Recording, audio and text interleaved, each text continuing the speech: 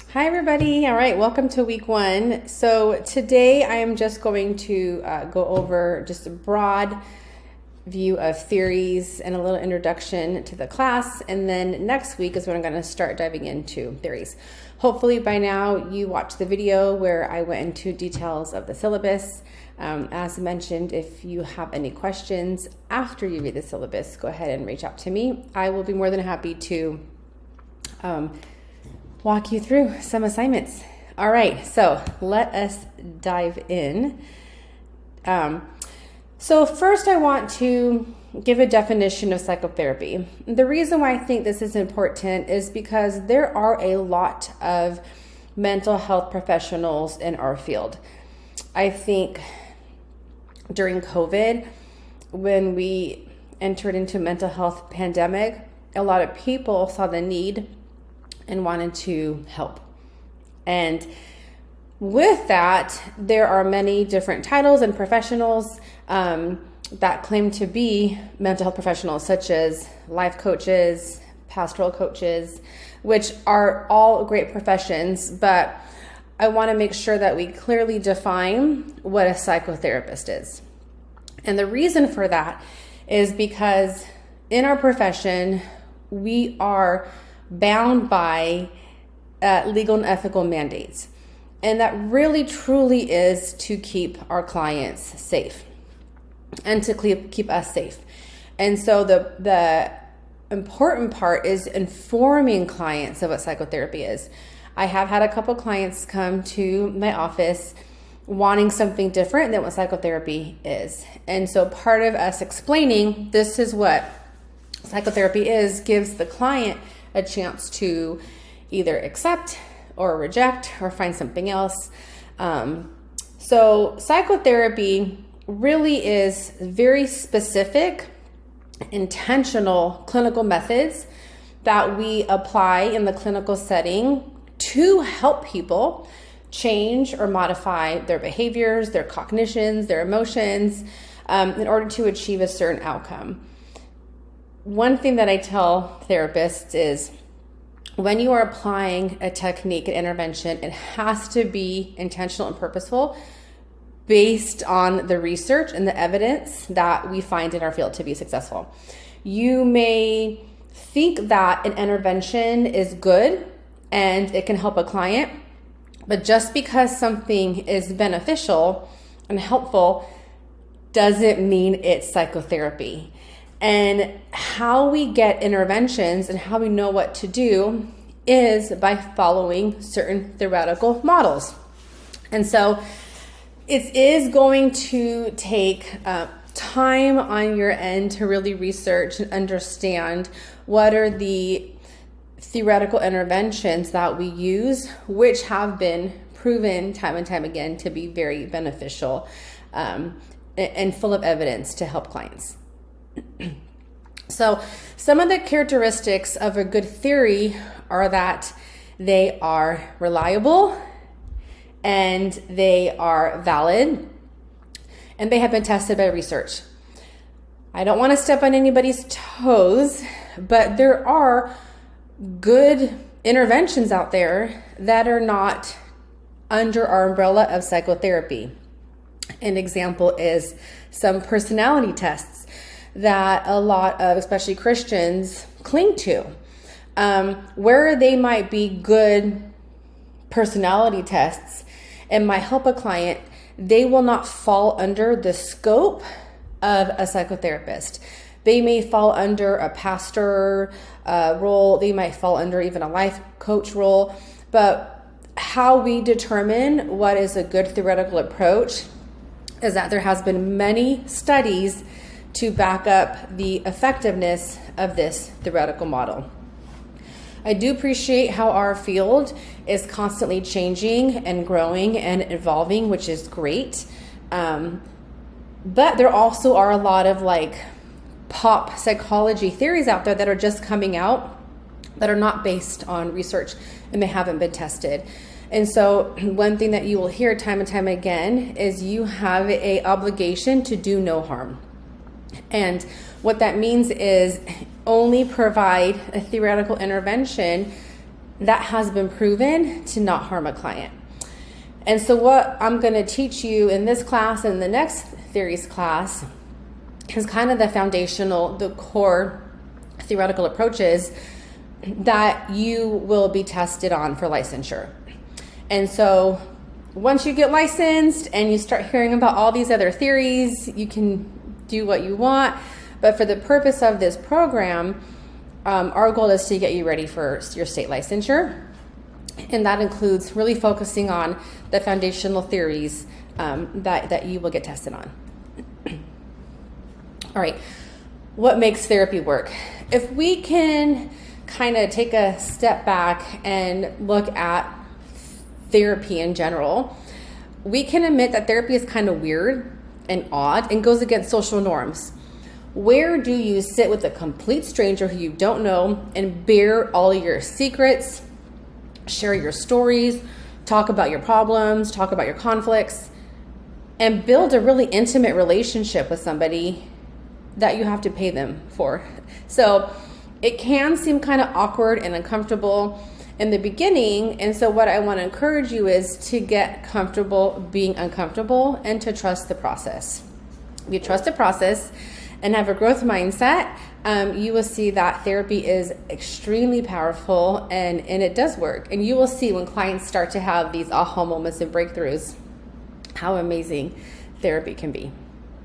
All right, so regardless of the theoretical models, there are some commonalities that all psychotherapists use and share to make therapy beneficial. And the first one is, regardless of the therapeutic intervention or the theoretical orientation you choose, none of that is going to be beneficial and helpful if you don't have a safe therapeutic alliance with your client. So it truly is the relationship that heals. It is how we are with the client. It's a matter of just being with the client. And I'll walk through a bunch of those interventions next week about how to cultivate that safety in the therapeutic room. But the most important thing is for you to focus on the quality of the therapeutic relationship. That's going to be foundational. And then what we're going to do is we're going to add some advanced theoretical or interventions, which is going to be our theoretical approach. The other part is that you and the client both have shared goals. What I mean by that is you will have a client that comes into your office, and because you're going to be really good at understanding pathology and diagnosis, and you're going to conceptualize this case clinically, you're going to have like a bigger picture of what's happening. You're going to see it from all different lenses and kind of have an idea of where the client should go. But if the client's not ready to go there, and if the client doesn't want to work on that goal, then therapy is not going to be beneficial. You're going to kind of be pushing a client to a place where they don't want to go, and then they won't come back. So it's important to make sure that the client and the therapist both agree on the treatment goals and then the interventions leading up to the treatment goals. An example I have of this is I had a client many years ago whose mother ended her life by suicide. Well, I thought that was very important for her to talk about in session because of the trauma associated with that, but that's not what she came into therapy for. She came into therapy because she was having a lot of distress with her boyfriend, and she was worried about the college that she was going to, not getting into the college. Now, of course, I think talking about the death of her mom is important, but that's not what the client wanted. And so that's an example of me meeting the client where she is at, not where I expect her to be, and then us both agreeing, okay, this is the direction of therapy. It's helping you work on your relational distress with your boyfriend and then getting into the college that you want. The other important factor is that clients have positive expectations, meaning that they believe you can help them. And how this works is you will show the client through specific interventions, I understand your problem, You don't have to understand in a way where you've actually gone through it, but you have a really good grasp of what's happening, and you convey that back to the client. Okay, I think I get it. I think I know what's going on. And then laying out a map, like a framework of how to help the client. And so if the client feels like you can help them, that you have the competence, and then they agree upon the goals, and then they trust you because of the therapeutic relationship, those are all foundational and key to setting up very successful therapy. All right, let's look at the change process. If we can take a second and everybody think about something currently that they're struggling with, something that you want to change, but you can't seem to change. It could be a temperament, personality style. Maybe you are quick to get angry, maybe get really triggered. Maybe you get really short with your spouse or with your children. Maybe you're struggling with an addiction yourself, not being able to, get healthy a certain way. We all have parts about ourselves that we want to change. Let me ask you, if it was so easy, why haven't you changed? Why haven't you done what you needed to do to achieve your desired results? We can very easily Google or read a book that tells us step by step what we need to do to achieve the outcomes that we want. But change is not that easy. What separates a psychotherapist from, let's say, I'll just use the example, weight loss coach, is if you have a client that goes to a weight loss coach, a nutritionist, they're going to tell you these are the steps that you need to follow to achieve your desired weight. Eat this, follow this caloric intake, count your micros, your macros, exercise this amount of times a day. And if you follow what they say, you will achieve results. A therapist doesn't do that. A therapist looks for underneath the reasons why they're struggling. So a therapist isn't so much concerned about the outcome as they are about the change process, because that's when real change occurs. It's slow. It's not fast. Us as humans like instant gratification, and your clients are going to want to come in and find instant gratification. But it's really understanding how we change and how we make lasting change really is a process. So this is how this looks. First is old status quo, the way that we're used to doing things. Then you're going to come up to a little bit of resistance. So think about, I'll just use weight loss because that's the one thing that I'm trying to do is to get healthy. I will plan my day and say, okay, I'm going to eat healthy. I am going to make good choices. But then dinner time comes and there's pizza and ice cream. Well, I'm going to experience some resistance to eating the salad that I'm supposed to eat because I really want to eat the pizza. Another example of this is when we have to change something about us or in our situation, it doesn't feel good to do something different. We're used to doing things the same. Once we kind of understand what we really need to do, what's required of us to change, most of us don't want that, because the thing that we're doing that's keeping us from actual change to us is meeting a need. It's comfortable. It is familiar. And so there's natural resistance to wanting change. So your clients are going to come in, they're going to tell you, I want to help with my marriage and decrease conflict. So then you start to work on that, and all of a sudden you're going to hit resistance. Client's like, oh, maybe I actually don't want to work on myself. I was hoping you could change my husband, not me. And so I'm really not sure I really want to do what it takes to have a healthy marriage. Resistance is part of the change process. New therapists view resistance as frustrating. They get upset at the client. they'll say, well, if you really want to change, then you'll do what you need to change. They'll also view that as a reflection of their clinical skills. Say, maybe I'm not doing a good job as a therapist. Maybe I'm in the wrong field. And older, more weary therapists who have been in this field for a long time will get frustrated with a client and forget the resistance is so much part of the healing process. And so we'll work on, in this class, ways and interventions on how to meet the resistance where they're at, engage with their resistance. But that part is going to come in the therapeutic relationship. And if you learn how to work with it and sit with it, then it will just take you to the next part, which is chaos.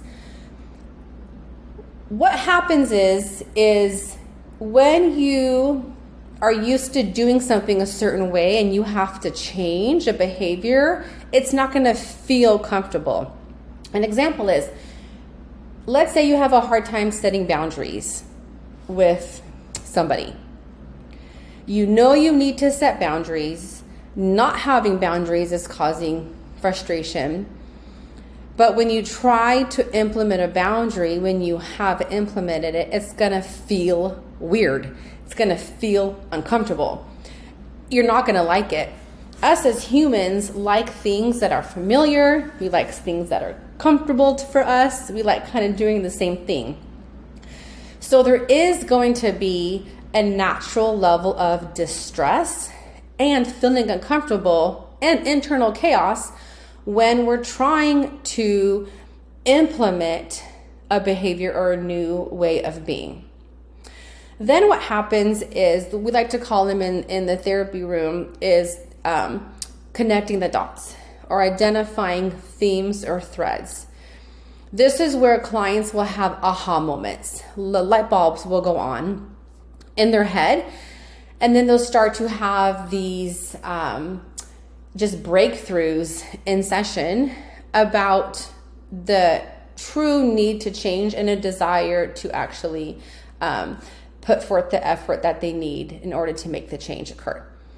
Then what happens is the integration piece. And so you start to actually integrate what you're learning in therapy into your real life, into situations, and then the end result is the new status quo.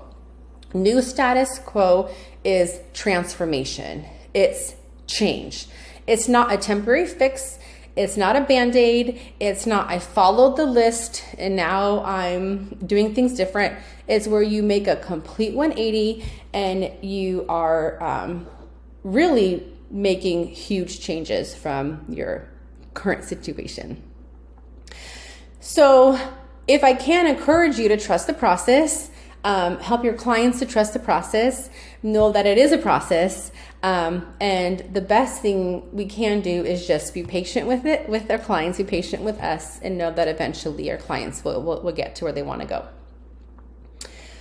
Okay, the grandfather of psychotherapy is Carl Rogers, and we're going to learn about person-centered therapy next week. But Carl Rogers really does lay the key foundational components on how to develop a strong therapeutic relationship. And as I mentioned before, without these components, the interventions that you provide are not going to be effective. You can actually do therapy sessions with just these interventions and your clients will make progress because it's the relationship that heals and you're providing them with a corrective emotional experience in the therapeutic room. But these are things that every single therapy session should have. And it is up to the therapist to ensure these elements are in the therapy room and to cultivate this environment. It's not up to the client to do it, it's up to the therapist. The first is being congruent and genuine. What this means is you show up and you're yourself. Clients can tell when you're trying to be somebody else, you're trying to be fake, try to be a phony. Don't try to be another colleague. Don't try to be a professor. Don't try to be your supervisor. Don't even try to be your therapist if you're in therapy. Really embrace the personality that God's given you and trust that your personality and being genuine is going to be part of the healing process for your clients. And so being congruent with who you are. That doesn't mean you make a session about you. That doesn't mean you give your clients your opinions, your values. You do not tell the client what you think they should do. It's just a matter of you just being yourself and being real. The second is a therapist relates to their client with unconditional positive regard. This is easier said than done because the truth is we tend to associate people's behaviors with their worth and their identity. It's hard for us to genuinely accept a client or a person if we don't like what they've done. But in order for therapy to be transformative, we have to accept our clients without conditions. This does not mean that you have to accept the client's behaviors. This just means you have to accept who they are as a person. Now think about for a second something that your client would bring to therapy that you would have a really hard time accepting. It could be someone who's racist, someone who has a certain political view, someone who has committed a crime, who has abused their spouse, who has abused their kid, who has hurt animals, abused animals, somebody who does things that go against your moral code, having an affair, having an abortion, going to massage parlors and hooking up with prostitutes. Your goal as a therapist is to view every single behavior as a symptom of something deeper and to look at the person and accept the person for who they are and separate the behaviors. I really can't think of any other profession where we truly accept a client for whatever they've done. I kind of think also it's the one profession that models the love of Jesus more than any other profession. Can you imagine taking your stuff that is filled with guilt, shame, embarrassment, taking all that baggage, your past, your trauma that you've kind of shoved down and bringing it to another person who's a stranger? And not only do they accept you, they don't judge you, they don't blame you, they're not triggered by it, but they seek to understand, they're curious, they lead with empathy. That is the most transformative relationship you can have. I really do believe that it resembles the relationship we have with Jesus, and that's what we provide to our clients in the therapy room. The empathy piece is different than sympathy, and I will show a video next week about empathy to help you understand it more, because empathy is a very complex intervention. It's not just, oh, I'm sorry, that's really sad. Empathy requires the therapist to sit in front of the client and truly feel what they feel, to be comfortable sitting with the gunk and the crap and stuff, the pain, being able to hold on to it, feel it with the client so that the client knows they're not alone in this. So empathy, unconditional positive regard, and being congruent are three key elements that will truly help transform the therapeutic relationship. So what theory do I choose? You will hear this question comes up a lot, and the purpose of this class is for you to be introduced to the main theoretical approaches within our field, to try them on, to experiment with them, and to see the one that fits with you the most. In the past, therapists were really encouraged to pick one theory, but nowadays, therapists really do use an eclectic approach. My encouragement to you, though, is to fully understand one theory first, and then fully understand another theory, and then fully understand a third theory, then you can start to integrate them and then pull from interventions from different theories. Because all the theories really do have amazing interventions. In addition to being eclectic, what the research shows just time and time again is CBT really is probably the most popular theoretical orientation. I know that CBT does have a bad rap for some.